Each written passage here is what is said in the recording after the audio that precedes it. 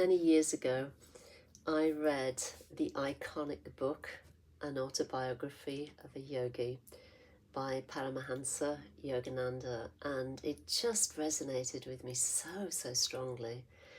And one of the things I remember is that Paramahansa Yogananda tells a story about his guru, Sri Yukteswar, who once told him that the Shakti of a great master, the energy of a great master, or an enlightened being, kind of does its own work. It moves out, and it's kind of like radar, and it finds people who are seeking and longing to wake up, even if they don't necessarily consciously become aware of that. You know, even if they don't even know they're looking. And that has proven itself to be so true, really incredibly true, just because of the fact and the evidence in my own life with respect to the many people who have written to me to say that they received an awakening, a Kundalini awakening, through reading one of my books or through watching one of the presentations here on YouTube, or one of the interviews, many interviews I've done on other podcasts. The awakened energy, and you can call that the Christ consciousness, you can call it the awakened Shakti, you can give it whatever name you like, the awareness of, absolute awareness, the energy of absolute awareness. It doesn't matter what label you give to that, to the mystery of that, to that really which cannot be named. It is supremely intelligent, and it does its own work, and it finds those who are ready to receive it and to awaken to the truth of who they are. So of course, the individual, Julie Hoyle, or even, Paramahansa Yogananda, can take no credit for any of that. None of us can take credit for any of that, because once this energy, this power has awakened in us, then it moves through us and it lands in the people, in the subtle body, of those that we come in contact with. And it might be that we don't even have a conversation with that person. It could be that you're just sitting next to someone on a bus or on a train, or that you're in the food store and you are, moving around, buying your groceries and stuff like that. It really doesn't matter,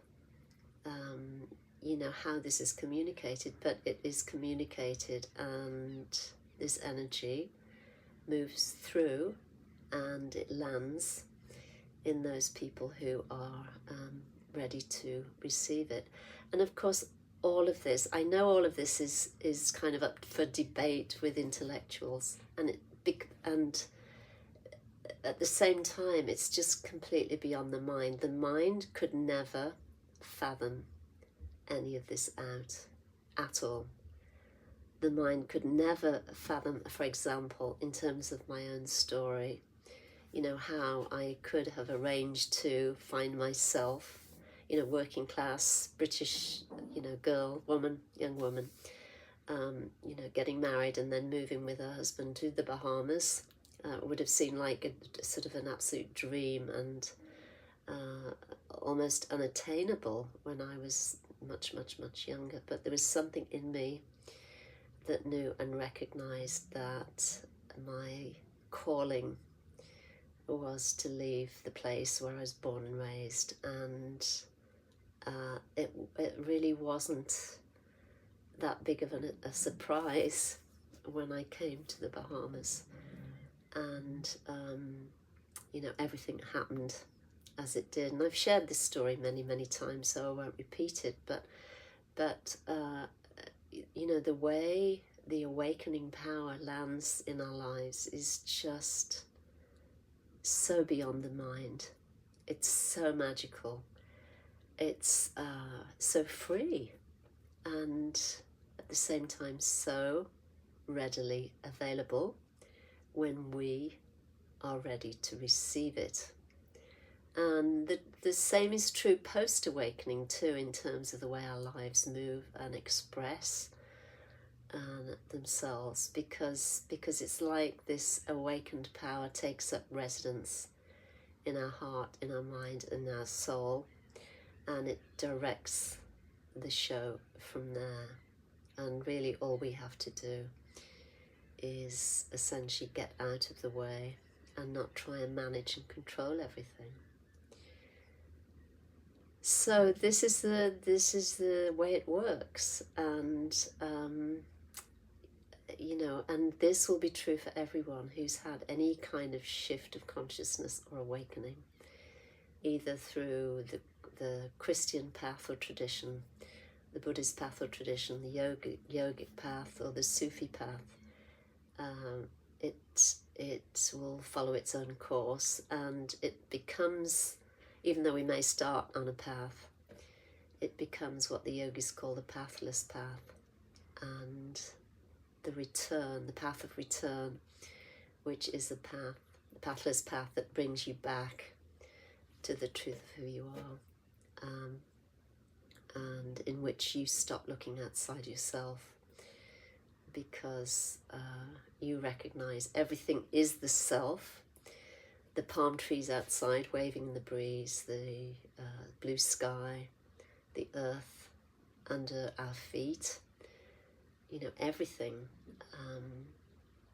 is the Supreme Self, consciousness, you know, whatever term you want to give that. So it's just about being awake to that recognition and honoring it, honoring the Supreme Self in the many and the many in the one. So I was inspired to hop on today to speak to that, to the truth of that, to the mystery of that. And my prayer is that you wake up to the truth of who you are. You recognize and honor the self in yourself as the self, and that you give that same honor and recognition to every form in the universe, because, you know, everything is an expression of God or Source itself or absolute awareness or whatever you want to call it. And all of that is beyond any tradition or religiosity or any belief. And you can feel it. You can feel the movement and the expression of the one self, especially when you're in nature and you're sitting under a palm tree or looking up at an oak tree or watching the ocean. There's this amazing resonance that you can feel, as if the ocean is moving in you, or the palm fronds are moving in you. And of course that is the truth, because you and I and everyone who watches this video, we're all one with life itself. So may you be blessed with that recognition. May you always remember that in your heart, and know that you're never separate at all, never have been, never will be, and that God, or Source itself, is here with you wherever you are, and is always available wherever you are, from the place of your own seeing and perceiving and knowing. So that's my message for today. I hope all is well with you and your world. Take it easy. Keep smiling, keep shining bright, and I'll talk to you again soon. Bye.